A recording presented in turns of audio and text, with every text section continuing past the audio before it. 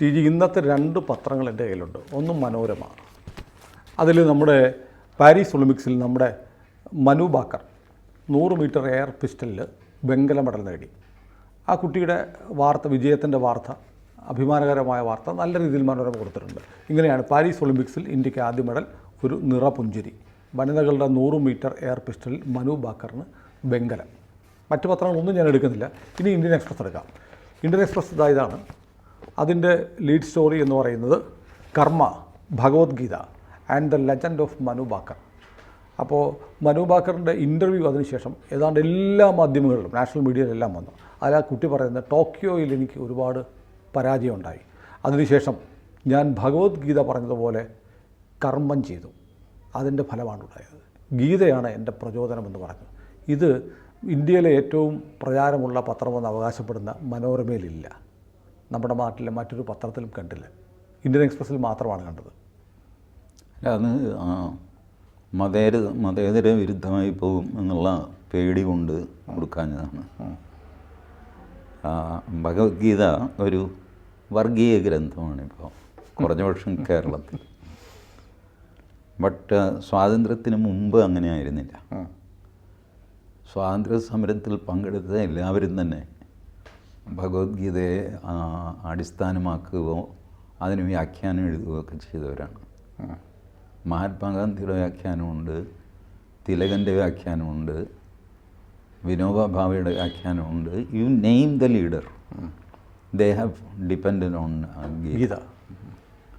അപ്പോൾ മൊത്തം നമ്മുടെ സ്വാതന്ത്ര്യ സമരത്തിൻ്റെ സ്പിരിറ്റിനെ നിലനിർത്തി കൊണ്ടുപോയത് ഭഗവത്ഗീതയാണ്. എന്നാൽ അത്ഭുതകരം എന്ന് പറയട്ടെ, ഭഗവത്ഗീതയിൽ പറയുന്നത് ഫലേച്ഛ കൂടാതെ കർമ്മം ചെയ്യണമെന്നാണ്. ഇത് മനസ്സിലാക്കാൻ വളരെ ബുദ്ധിമുട്ടുള്ള ഒരു പ്രിൻസിപ്പിളാണ്. ഫലം എന്തെങ്കിലും ആയിക്കോട്ടെ, കർമ്മം ചെയ്യുക എന്ന് പറഞ്ഞ് അങ്ങനെ ചെയ്തിട്ടെന്താ കാര്യം? അത് മാത്രമല്ല, സംസ്കൃതത്തിൽ ഇതിന് വിരുദ്ധമായൊരു വരിയും കൂടെ ഉണ്ട്. പ്രയോജനം അനുദ്ദിശ്യ ന മന്ദോപി പ്രവർത്തതി. പ്രയോജനമില്ലാത്ത ഒരു കാര്യത്തിന് മന്ദബുദ്ധികൾ പോലും ഇറങ്ങി പുറപ്പെടാറില്ല.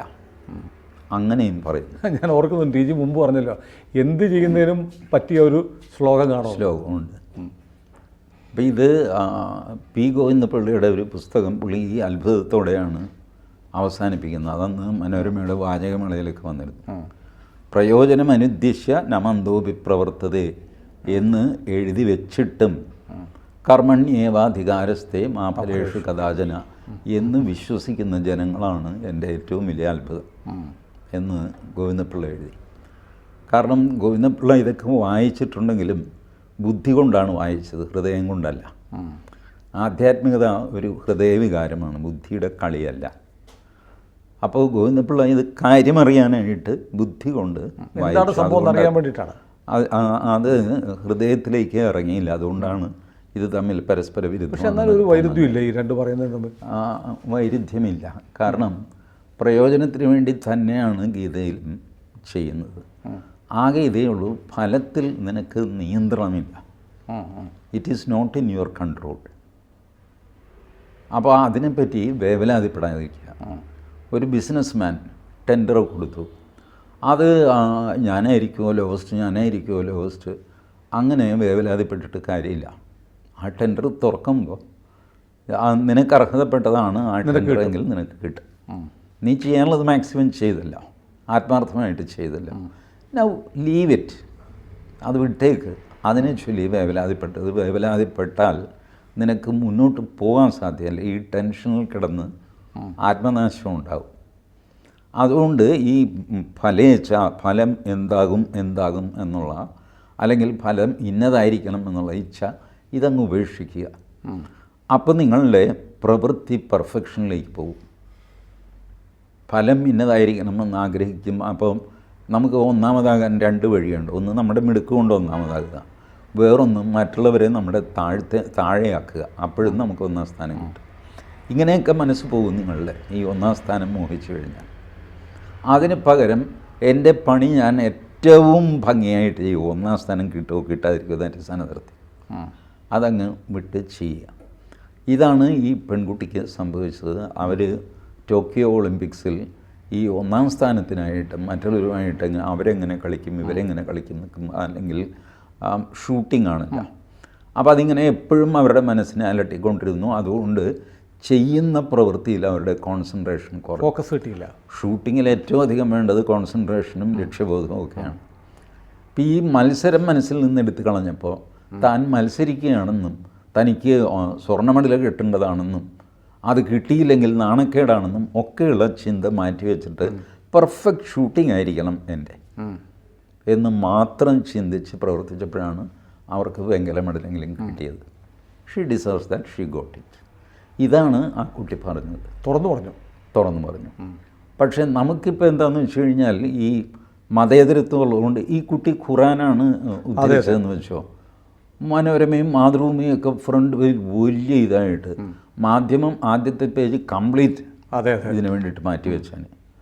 കാരണം ഖുറാൻ മതേതരമാണ്, ഭഗവത്ഗീത വർഗീയമാണ്, രാമായണവും വർഗീയമാണ്. രാമായണം പറയാനേ ഇല്ല, വർഗീയ കഥയാണ്. അപ്പോൾ അങ്ങനത്തെ ഒരു നരേറ്റീവ് കേരളത്തിൽ വന്നു കഴിഞ്ഞു. ഇപ്പം നിങ്ങൾക്ക് ഭഗവത്ഗീതയെപ്പറ്റി സംസാരിക്കാൻ പറ്റില്ല. 1999 വിചാരകേന്ദ്രം വ്യാപകമായിട്ട് ഗ്രാമങ്ങളിൽ ഭഗവത്ഗീത സംഗമങ്ങൾ നടത്തി. ഗീത അതിൻ്റെ അർത്ഥം പറഞ്ഞു കൊടുക്കുക അങ്ങനെയല്ല, ഗീതയെപ്പറ്റി എന്തെങ്കിലും അറിയാവുന്നവരൊക്കെ സംസാരിക്കുക. അത് വിചാരകേന്ദ്രത്തിൻ്റെ കൈവിട്ട് പോയി. നാട്ടുകാരൻ ഏറ്റെടുത്ത് നടത്താൻ തുടങ്ങി ഭഗവത്ഗീത സമ്മേളനം. എന്താണെന്ന് വെച്ചാൽ ആരെങ്കിലും വിളിച്ചുകൊണ്ട് വന്നിട്ട് സംസാരിക്കുന്നു. ഞാൻ മൂവാറ്റുപുഴയിൽ പോയി കഴിഞ്ഞപ്പോൾ അവിടുത്തെ ഒരു ക്ഷേത്രത്തിൻ്റെ മൈതാനിയിലാണ് സംസാരിക്കുന്നത്. അവിടുത്തെ ക്ഷേത്രത്തിലെ പൂജാരിയാണ്. ഈ പൂജാരി ഭഗവത്ഗീതയും കർണാടക സംഗീതവും, ഇതാണ് അദ്ദേഹത്തിൻ്റെ. ആദ്യമായിട്ട് ഞാൻ അത്ഭുതത്തോടെ കേട്ടുകൊണ്ടിരുന്നു. അദ്ദേഹത്തിൻ്റെ ന്യായങ്ങളുണ്ട്. അതിനെ പറ്റിയ ശ്ലോകം, അത് ത്യാഗരാജൻ എഴുതിയത് എങ്ങനെ, അത് ഏത് രാഗം, ആ രാഗം 2 രീതിയിൽ പാടുന്നത് എങ്ങനെ, അത് മധുരമണി അയ്യർ പാടിയാൽ എങ്ങനെ ഇരിക്കും, ചെമ്പൈ പാടിയാൽ എങ്ങനെ ഇരിക്കും, ഇതെല്ലാം ഞാൻ ഓർത്ത് ഒരു സാധാരണ വാസ്തവത്തിലുണ്ട് ഒരു പ്രത്യേകതയില്ലാത്ത ഷർട്ട് പോലും ഇടാത്ത മുണ്ടും ഒരു തോർത്ത് തോളത്തിട്ടാണ് ഈ മനുഷ്യൻ പ്രസംഗിക്കുന്നത്. അസാമാന്യ വിജ്ഞാനമുള്ള ആൾ. അതാണ് ഭഗവത്ഗീതയുടെ റീച്ച് ഇപ്പോഴും നമ്മളുടെ തീരെ ചെറിയ ആൾക്കാരുടെ. ബട്ട് ഇതൊന്നും പത്രങ്ങൾക്ക് ബാധകമല്ല. അവരുടെ ഈ ഇസ്ലാമോ ഫോബിയ എന്നൊക്കെ പറയുന്ന പോലെ ഒരു ഹിന്ദു ഫോബിയ ഇപ്പോഴുണ്ട്. ഹിന്ദുവായ എന്തിനേയും അത് കണ്ടില്ല എന്ന് വയ്ക്കണം, അത് അപകടമാണ്, അത് വർഗീയമാണ്, ഇങ്ങനെ ചിന്തിച്ചുകൊണ്ടിരിക്കും. നമ്മുടെ ബ്രിട്ടീഷ് പാർലമെൻറ്റ് തെരഞ്ഞെടുപ്പിൽ ഒന്നിലേറെ പാർലമെൻറ്റേറിയൻസ് ബ്രിട്ടീഷുകാർ ഭഗവത്ഗീതയുമായി പാർലമെൻറ്റിൽ വന്ന് സത്യപ്രതിജ്ഞ ചെയ്തു. ഒരാൾ ഒരു കയ്യിൽ ഗീതയും ഒരു കയ്യിൽ ബൈബിളുമായിട്ടാണ് വന്നത്. ഇതൊന്നും നമ്മുടെ നാട്ടിൽ വാർത്തയല്ലായിരുന്നു. അല്ല, അതിപ്പോൾ ഇംഗ്ലണ്ടിൽ സെൻറ്റ് ജെയിംസ് സ്കൂളിൽ വേദം ഭഗവത്ഗീതയൊക്കെ പഠിപ്പിക്കുന്നുണ്ട്. ഉച്ചാരണ ശുദ്ധിക്ക് വേണ്ടിയിട്ടും മനസ്സിൻ്റെ തലച്ചോറിൻ്റെ സ്ട്രക്ചർ ക്ലിയർ ആവാൻ വേണ്ടിയിട്ടും. സംസ്കൃതം പഠിച്ചവരുടെ നോക്ക്, ഈ കുറ്റവാളികളായിട്ടുള്ള ആൾക്കാരുടെ എനിക്ക് വലിയ സംവിധാനമൊന്നുമില്ല. അപ്പം ഞാനൊരു കാഷ്വൽ സർവേ നടത്തി. ഒരു retired superintendent of police, 2 retired ചെയ്ത സർക്കിൾ ഇൻസ്പെക്ടർമാർ, ഇവരോട് ഞാൻ ചോദിച്ചു. ഇവർക്ക് പല കേരളത്തിൽ ഏകദേശം നടക്കുന്ന അലമ്പ് കച്ചറയൊക്കെ അറിയാം. ഞാൻ അവരോട് ചോദിച്ചു, നമ്മുടെ ജയിലുകളിൽ കർണാടക സംഗീതം പഠിച്ച ആൾക്കാരുണ്ടോ കുറ്റവാളികൾ? അവർ പറഞ്ഞില്ല. കർണാടക സംഗീതം പഠിച്ച ആൾ കുറ്റവാളിയായിട്ട് ജയിലിൽ വന്നിട്ടില്ല. അവരുടെ എക്സ്പീരിയൻസിൽ അവർ ഒരാളെ പോലും അറസ്റ്റ് ചെയ്തിട്ടില്ല. കാരണം പിടിക്കുമ്പോൾ കള്ളൻ, ബലാത്സംഗം, എന്തെല്ലാം കുറ്റകൃത്യങ്ങൾ നടക്കുന്നു. ഇതിൽ കർണാടക സംഗീതം പഠിച്ച ഒരാളുമില്ല. അപ്പം ഞാൻ ഒരു സ്റ്റെപ്പ് കൂട്ടി ചോദിച്ചു, സംസ്കൃതം പഠിച്ച ആരെങ്കിലും ഉണ്ടോ? ഒരു സർക്കിൾ ഇൻസ്പെക്ടർ പറഞ്ഞു, ഏതോ ഒരു അധ്യാപകൻ, അയാൾ സംസ്കൃത അധ്യാപകനായിരുന്നെന്നാണ് എൻ്റെ ഓർമ്മ. അത് സർവീസിലെന്തോ പൈസ വെട്ടിച്ചു എന്നൊക്കെ പറഞ്ഞുള്ള ഇതിലായിരുന്നു. ബട്ട് അത് എൻ്റെ ഓർമ്മ മാത്രമാണ്, നേരിയൊരു ഓർമ്മ സംസ്കൃത അധ്യാപകനെ. ഇതല്ലാതെ സംസ്കൃതം പഠിച്ചവരെ അറസ്റ്റ് ചെയ്തിട്ടില്ല. സംസ്കൃതം പഠിച്ച പഴയ ട്രഡീഷണൽ രീതിയിൽ സംസ്കൃതം പഠിച്ചവരോട് സംസാരിച്ച് നോക്ക്, അവർക്ക് സാമാന്യ ബുദ്ധി വളരെ കൂടുതലായിരിക്കും. അവരോടൊരു കാര്യം നമ്മൾ ചോദിച്ചു കഴിഞ്ഞാൽ പെട്ടെന്ന് അവർ അതിൻ്റെ എല്ലാ വശവും അവരുടെ മനസ്സിൽ തെളിയും. കാരണം സംസ്കൃത ഭാഷ അതിൻ്റെ പ്രത്യേകത അതാണ്. സംസ്കൃതമാണ് ഏകഭാഷ. സുനിൽ നോക്കിക്കോളൂ, വ്യാകരണം ആദ്യം പഠിക്കും, പിന്നെയാണ് ഭാഷ പഠിക്കുന്നത്. മറ്റുള്ളതിലെല്ലാം ഭാഷ പഠിക്കുകയും വ്യാകരണം രണ്ടാമതാണ്. വ്യാകരണം പിന്നെ പഠിക്കുന്നുള്ളൂ. മലയാളമൊക്കെ നമ്മൾ പഠിച്ചതല്ലേ, അതിൻ്റെ വ്യാകരണം എപ്പോഴാണ് പഠിക്കുന്നത്? 7, 8, 9, 10 ഒക്കെ ആകുമ്പോഴാണ് വ്യാകരണം വരുന്നത്.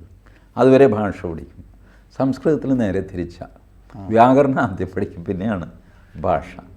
അതിന് കാരണം ഈ പറഞ്ഞ ഡിവിഷൻ ആദ്യം മനസ്സിലാക്കുക. അങ്ങനെയാണ് ഇവർ ഇപ്പോൾ ഈ സോഫ്റ്റ്വെയറിന് ഏറ്റവും പറ്റിയ ഭാഷ സംസ്കൃതമാണ് എന്ന് പറയാം. അത് അഡോപ്റ്റ് ചെയ്തിട്ടില്ല, പക്ഷേ എവരിബഡി എഗ്രീസ്. കാരണം വളരെ സ്ട്രക്ചേർഡാണ്, ലോജിക്ക് വളരെ ക്ലിയറാണ്. ഈവൻ മലയാളത്തിൽ തന്നെ നോക്കും. ഇപ്പോൾ രാമൻ രാവണനെ കൊന്നു, 3 വാക്കുകളാണ്. കൊന്നു രാമൻ രാവണനെ, ഒരേ അർത്ഥമാണ്. രാവണനെ കൊന്നു രാമൻ, ഒരേ അർത്ഥമാണ്. ഇതെങ്ങനെ തിരിച്ചു മറിച്ച് വിട്ട് കഴിഞ്ഞാലും അർത്ഥം മാറില്ല. ബട്ട് ഇംഗ്ലീഷിൽ രാമ കിൽഡ് രാവണ, രാവണ കിൽഡ് രാമ എന്നായാലോ മാറിപ്പോയി. കിൽഡ് രാവണ രാമ, കിൽഡ് രാമ രാവണ, ഓരോ തവണയും അർത്ഥം മാറിക്കൊണ്ടിരിക്കും. പക്ഷേ നമ്മുടെ structure is so robust that നിങ്ങളത് ഇങ്ങനെ പിടിച്ചാൽ അങ്ങനെ തിരിച്ചാൽ ഇങ്ങനെ തിരിച്ചാൽ എങ്ങനെ തിരിച്ചു കഴിഞ്ഞാലും നിങ്ങളുടെ ബുദ്ധിയിൽ അതിൻ്റെ അർത്ഥം ഒന്ന് ആശയം വ്യക്തമാണ്. അപ്പോൾ ആശയം തെറ്റാതെ വാക്കുകളെ ഇട്ട് കളിക്കാനുള്ള പ്രാപ്തി സംസ്കൃതത്തിൽ നിന്നാണ് മലയാളം എന്ന് നമ്മളിപ്പോൾ പറയുന്നത് ഒരു 60% സംസ്കൃതമാണ്. സംസ്കൃതമായാലേ നമുക്ക് തൃപ്തി വരുള്ളൂ. മീൻപിടുത്തക്കാരൻ എന്നിപ്പോൾ പത്രങ്ങളിൽ എഴുതുമോ? ഇല്ല. മത്സ്യബന്ധന തൊഴിലാളി, ഷിരൂറിൽ മത്സ്യബന്ധന തൊഴിലാളികൾ ഇറങ്ങുന്നു. ഇത് സംസ്കൃതീകരിച്ചാലേ നമുക്ക് ശരിയാവുള്ളൂ. പക്ഷേ സംസ്കൃതത്തിനോട് പരമപുച്ഛമാണ്. കാര്യം സംസ്കൃതത്തോട് പുച്ഛമാണ്, ഹിന്ദിയോട് പുച്ഛമാണ്. പക്ഷേ പേരിടുമ്പോൾ പണ്ഡിറ്റ് കറുപ്പൻ നഗർ, നഗരം ഇടുക. ഇല്ല, നഗർ. ഹിന്ദി തന്നെ വേണം. AK ഗോപാലൻ നഗർ. എന്നിട്ട് അതിനുള്ളിൽ ഹിന്ദി വിരുദ്ധ പ്രസംഗം നടത്തും. പുറത്ത് AK ഗോപാലൻ നഗറാണ്. ഇത് സാധനം എന്താണെന്ന് വെച്ചാൽ ഇത് നമ്മളെ വിടുന്നില്ല. ഇന്ത്യൻ ഭാഷ നമ്മളെ എത്രയൊക്കെ കുടഞ്ഞു തെറിപ്പിക്കാൻ ശ്രമിച്ചാലും ഇന്ത്യൻ ഭാഷ നമ്മളെ വിടുകയില്ല. അതുകൊണ്ടാണ് മാതൃഭാഷയുടെ ഒരു നന്ദിയും കൂറും ഒക്കെ വേണം. മലയാളി വളരെ ബുദ്ധിമുട്ടിയാണ് മലയാളത്തെ സ്വന്തം ആത്മാവിൽ നിന്ന് പറിച്ചെറിഞ്ഞുകൊണ്ടിരിക്കുന്നത്. ഇപ്പോഴും മുഴുവനായിട്ടില്ല. ഏതായാലും ഏകദേശം ഭംഗിയായിട്ട് മുറിച്ചെറിഞ്ഞു കഴിഞ്ഞു. അപ്പം ഞാൻ ഈ നമ്മുടെ ബാലേന്ദ്രൻ ചുള്ളിക്കാടിൻ്റെ ഒരു പ്രഭാഷണം, വലിയ വിവാദമൊക്കെ ഉണ്ടാക്കിയ പ്രഭാഷണം ഉണ്ടല്ലോ, കരുണ നമ്മുടെ സാഹിത്യ അക്കാദമി ടി എ വിവാദമൊക്കെ ഉണ്ടാക്കി. ഈ പ്രസംഗം യൂട്യൂബിലുണ്ട്. അപ്പം ഞാനൊരു കൗതുകത്തിന് ഇത് ഒരാളിനെ കൊണ്ട് AI പുതിയ ടെക്നോളജി അത് വെച്ചിട്ട് അത് മലയാളത്തിലാക്കി എഴുതിച്ചു, സ്ക്രിപ്റ്റാക്കി. അപ്പോൾ സ്ക്രിപ്റ്റ് ഞാൻ നോക്കിയപ്പോൾ വലിയ തെറ്റൊന്നുമില്ല. സാധാരണ നമ്മുടെ ഈ മലയാളം MA അധ്യാപകരുണ്ടല്ലോ, അവർ വരുത്തുന്ന തെറ്റുകളൊക്കെ AIയും വരുത്തിയിട്ടുള്ളൂ. കാരണം അവരെ പഠിപ്പിച്ചിരിക്കുന്നതും AIയെ പഠിപ്പിച്ചിരിക്കുന്നത് അവരാണ്. അതുകൊണ്ട് അവരെന്ത് തെറ്റ് വരുത്തുന്നോ അതെല്ലാം AIയും വരുത്തിയിട്ടുണ്ട്. ഇത്രയും തെറ്റുകൾ വരാൻ കാര്യം എന്താണെന്ന് വെച്ചാൽ നമ്മുടെ പ്രൊഫസർമാർക്ക് തന്നെ മലയാളം അറിഞ്ഞുകൂടാ. മലയാളം പറയുന്നതിൽ തെറ്റ് വരാം, പക്ഷെ അത് തെറ്റാണെന്ന് അറിയണ്ടേ. അത് ശരിയാണെന്ന് അറിഞ്ഞിട്ട് സംസാരിക്കുന്നവരാണ് ഒരുപാട്. അത് പ്രയോഗിച്ചുകൊണ്ടേയിരിക്കും. അപ്പോൾ ആദ്യമൊക്കെ ഇത് പിന്നെ ഈ പ്രയോഗ സാധുത എന്ന് പറഞ്ഞിട്ടൊരു ഏർപ്പാട് വന്നു. അപ്പോൾ മലയാളത്തിൽ പ്രമാദമായ കൊലക്കേസ് എന്ന് പറയും. അത് വാസ്തവത്തിൽ തെറ്റാണ്. പ്രമാദം എന്ന് പറഞ്ഞാൽ അബദ്ധം എന്നാണ് അർത്ഥം. പ്രമാദം വിളഞ്ഞു എന്നൊക്കെയാണ് പറയുന്നത്. പക്ഷേ എവിടെ വെച്ചോ പ്രമാദത്തിന് ഒരു പ്രസിദ്ധമായ അല്ലെങ്കിൽ കുപ്രസിദ്ധമായ എന്നൊക്കെയുള്ളൊരു അർത്ഥം വന്നുപോയി. അതുകൊണ്ട് പിന്നെ എല്ലാവരും പ്രമാദമായ കൊലക്കേസ് എന്ന് പറഞ്ഞു. അതുപോലെ വിരോധാഭാസം, വൈരുദ്ധ്യം തോന്നുമാറുക്തി വിരോധാഭാസമായിടും. വിരോധമുണ്ട് എന്ന് തോന്നും, സത്യത്തിൽ വിരോധമില്ല. അതെ. ഇതിനെയാണ് വിരോധാഭാസം എന്ന് പറയുന്നത്. നമ്മളിപ്പോൾ എന്താ, സത്യത്തിൽ വൈരുദ്ധ്യമുള്ളതിനെയാണ് വൈരുദ്ധ്യത്തിൻ്റെ വേറൊരു വാക്കായിട്ടാണ് വിരോധാഭാസം മാറ്റി. എന്തൊരു വിരോധാഭാസം, ഡ്യൂപ്ലിസിറ്റിക്ക് നമ്മൾ വിരോധാഭാസം. ഇത് അങ്ങനെ. അപ്പോൾ അതിന് ന്യായം കൊണ്ടുവന്നു, പ്രയോഗസാധു ആളുകൾ പ്രയോഗിച്ചു കഴിയുമ്പോൾ അതങ്ങ്. അല്ല, എനിക്ക് നിന്നോട് ഭയങ്കര ഇഷ്ടമാണ്. ഭയങ്കര ഇഷ്ടം പണ്ട് മുതലേ ഉണ്ട്. ഭയങ്കരത്തിന് ഡിക്ഷണറിയിൽ ഭയജനകമായ എന്നർത്ഥം കൊടുക്കുമെങ്കിലും ഒരു ബിഗ് എന്നുള്ള അർത്ഥം നേരത്തെ മുതൽ അതിനുണ്ട്. പക്ഷേ സ്ട്രിക്ട്ലി സ്പീക്കിംഗ് കവികളാരും അത് ചെയ്തിരുന്നില്ല. ഭയങ്കര ഇഷ്ടം പറയാറില്ല. താടക ഭയങ്കരി എന്ന് പറയുമ്പോൾ പേടിപ്പിക്കുന്നവളെന്ന് തന്നെയാണ് ഇഷ്ടം, അല്ല അത് വലിയൊരു രൂപമൊന്നല്ല. വലിയൊരു രൂപവും ഈ പേടിപ്പിക്കലിൻ്റെ ഒരു ഘടകമാണ്. പക്ഷേ ഇതിൻ്റെ അർത്ഥം ഭയം ജനിപ്പിക്കുന്നവൾ എന്ന് തന്നെയാണ്. പക്ഷേ ഇങ്ങനെയൊക്കെ ഉള്ളപ്പോൾ പോലും എഴുത്തച്ഛൻ, നമ്മുടെ ഭാഷയുടെ പിതാവ് എഴുത്തച്ഛനാണല്ലോ. എഴുത്തച്ഛൻ എഴുതിയിട്ടുണ്ട്, ക്ഷിപ്രം പതുക്കെ പുറപ്പെട്ടു തേരതിൽ. ക്ഷിപ്രം എന്ന് വെച്ചാൽ വേഗം, പതുക്കെ എന്ന് വെച്ചാൽ പതുക്കെ. ക്ഷിപ്രം പതുക്കെ എന്താ, വേഗം പതുക്കെ അല്ലേ. എഴുത്തച്ഛൻ അത് എഴുതിയിട്ടുണ്ട്. അപ്പോൾ ഇത് നമ്മളെ NBSൻ്റെ അധ്യാത്മരാമായണത്തിൻ്റെ അവതാരിക, അതിൻ്റെ പണിക്കുറ തീർത്ത് ഇത് എഴുത്തച്ഛൻ്റെ ആണെന്ന് സർട്ടിഫൈ ചെയ്യണ്ടേ. അതിനുവേണ്ടി 21 രാമായണങ്ങൾ പരിശോധിച്ച് പണിക്കുറ തീർത്തത് AD ഹരിശർമ്മയാണ്. AD ഹരിശർമ്മയുടെ അവതാരികയിൽ അദ്ദേഹം ഇത് പറയുന്നു. എഴുത്തച്ഛൻ ഇങ്ങനെ പ്രയോഗിച്ചിട്ടുണ്ട്. പെട്ടെന്ന് പുറപ്പെട്ടു. അല്ല, എന്ത് വാങ്ങിക്കോട്ടെ, ഹരിശർമ്മ പറയുന്നത് ഇത് പ്രയോഗിക്കാൻ എഴുത്തച്ഛന് അധികാരമുണ്ട്. കാരണം അദ്ദേഹം എഴുത്തച്ഛനാണ്. പിന്നെ അപാരേ കാവ്യസംസാരേ കവിരേവ പ്രജാപതി, നമുക്കത് വായിക്കുമ്പോൾ കിട്ടുന്ന ഒരർത്ഥമുണ്ടല്ലോ, അത് മതി. കുഞ്ചൻ നമ്പ്യാർ ഇത് ചെയ്ത ആളാണ്. മൂഷികനാം നീ മൂഷികനിനിമേൽ, പൂശകനാം ഞാൻ പൂശകനിനിമേൽ. അപ്പോൾ ആൾക്കാർ ചോദിച്ചു, എന്താ ഈ പൂശകൻ, എന്താണെന്ന് തോന്നുന്നു? പൂച്ചയാണെന്ന് തോന്നുന്നു. ഉണ്ടല്ലോ, പൂച്ചയെന്ന് തോന്നുന്നുണ്ടല്ലോ. അതെ, മതി. അപ്പോൾ പൂശകൻ കുഞ്ചൻ നമ്പ്യാരുണ്ടാക്കിയ വാക്കാണ്. പക്ഷേ കുഞ്ചൻ നമ്പ്യാരുടെ എഴുത്തച്ഛൻ്റെ പേരിൽ ഇപ്പോൾ കുറേ മണ്ടന്മാർ ഫേസ്ബുക്കിലൊക്കെ അവരും വാക്കുണ്ടാക്കിയിട്ട് ഇറക്കിയൊക്കെ വിടാറുണ്ട്. ഗതി പിടിക്കാതെ അതങ്ങ് പോകും. 1-2 ദിവസത്തെ ആയുസേ ഉള്ളൂ അതിന്. അപ്പോൾ ഈ രീതിയിൽ ഭാഷാപരമായിട്ട് ഉള്ള ശുദ്ധി സാംസ്കാരികമായ ശുദ്ധിയായിട്ട് മാറുകയും സാംസ്കാരിക ശുദ്ധി ആധ്യാത്മിക ശുദ്ധിയായിട്ട് മാറുകയും ചെയ്ത വ്യക്തികൾക്ക് ഭഗവത്ഗീതയുടെ പ്രാധാന്യം മനസ്സിലാവുക. അതിന് പ്രായമൊന്നും ഒരു വിഷയമല്ല. ചിലർക്ക് നേരത്തെ മനസ്സിലാവും, ചിലർക്ക് താമസിച്ച് മനസ്സിലാവും, ചിലർക്ക് മനസ്സിലാവുകയേയില്ല. എന്തായാലും മനു ബക്കർക്ക് വളരെ മുമ്പേ മനസ്സിലായി. ആ കുട്ടി അതനുസരിച്ച് എഫേർട്ട് എടുത്തു. And she got the. പാരീസിൽ നിന്ന് അത് ലോകത്തോട് വിളിച്ചു പറഞ്ഞു. അത് ഈ മനോരമയും സ്വന്തം പാരമ്പര്യം വല്ലാതെ മറന്നു പോകുന്നു. അതാണ്. മാമൻ മാപ്പിളയാണ് വൈക്കത്ത് ഭാഷാഭൂഷണി സഭ നടത്തിക്കൊണ്ടിരുന്നത്. ആ ഭാഷാഭൂഷണി സഭ ഇപ്പോഴത്തെ നോട്ടത്തിൽ ഒരു വർഗീയ സഭയാണ്. മാമൻ മാപ്പിളയെ ഒഴിച്ച് അതിനകത്ത് എല്ലാവരും ഹിന്ദുക്കളായിരുന്നു. വടക്കൻകൂർ രാജ, KC കേശവപിള്ള, കൊടുങ്ങല്ലൂർ കുഞ്ഞിക്കുട്ടൻ തമ്പുരാൻ, മാവേലിക്കര ചാത്തുക്കുട്ടി മന്നാടിയാർ, ഇവരെയൊക്കെ വലിയ കവികളെ, സാഹിത്യകാരന്മാരെ വിളിച്ചുകൊണ്ട് വന്ന് ചർച്ചയും കവിതയും. ഇത് മാമൻ മാപ്പിള സാഹിത്യമൊന്നും എഴുതുന്ന ആളല്ല. ബട്ട് അത് ഓർഗനൈസ് ചെയ്ത് പണം മുടക്കി അതിൽ ഈ ഇത്തരം ചർച്ചകളൊക്കെ വന്നിരുന്നു. ബൗദ്ധിക തലത്തിലെ ആധ്യാത്മിക തലത്തിലെ എല്ലാം. അതിൽ ഒരു കുറവും മാമൻ മാപ്പിളയ്ക്ക് തോന്നിയിരുന്നില്ല. നല്ല കാര്യം ചെയ്യുന്നു, അതിനുവേണ്ടി പൈസ മുടക്കുന്നു. ഈ കൊട്ടാരത്തിൽ ശങ്കുണ്ണിയെ കൊണ്ട് ഐതിഹ്യമാല എഴുതിച്ചതും അദ്ദേഹമാണ്, മാമൻ മാപ്പിളയാണ്. പൈസ മുടക്കിയിട്ട് മനോരമയിൽ ജോലി കൊടുത്തു കൊട്ടാരത്തിൽ ശങ്കുണ്ണിക്ക്. ഒരു ശമ്പളം ഞാൻ കത്തനാരെ ഒഴിച്ചാൽ അതിനകത്ത് മുഴുവൻ ഹിന്ദുക്കളുടെ കഥയാണ്. മാമൻ മാപ്പിളയ്ക്ക് പ്രയാസം ഉണ്ടായില്ല. അപ്പോൾ പക്ഷേ മനോരമയ്ക്ക് അടുത്ത കാലത്ത് വന്ന ഒരു മാറ്റമാണ് എന്തോ ഒരു വേണ്ടാത്ത ഹിന്ദു വിരോധം. അത് എന്തിനെന്ന് എനിക്ക് മനസ്സിലാവുന്നില്ല. ശരി, അവരുടെ ഉടമസ്ഥയിലെ പത്രം തുടരട്ടെ, അവർ തുടരട്ടെ. അത് മാത്രമല്ല, ഇസ്ലാമിനെ അനാവശ്യമായൊരു പേടി. അതെ, ആ ഭയമാണ് പ്രധാനം.